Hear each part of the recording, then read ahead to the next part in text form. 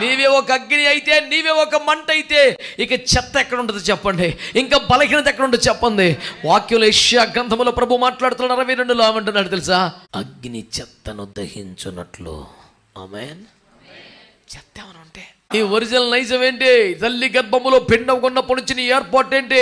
బాల్యములో నుంచి కూడా నీ ప్రత్యేకత ఏంటి?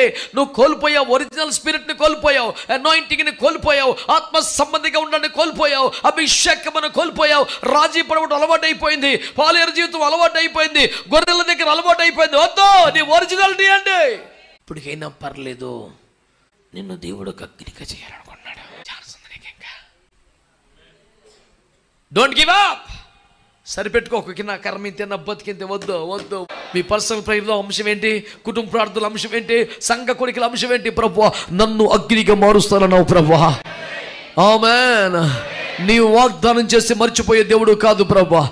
కొండంత ఆశ పెట్టుకున్నాను ప్రభువా, నమ్మకంగా ఎదురు చూస్తున్నాను ప్రభువా.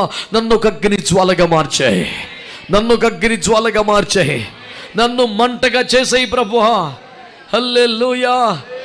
2 పదాలు. యాకోబు సంతతి అనగా పెనుగులాడేవారు, యోసేపు సంతతి అనగా ఫలించేవారు.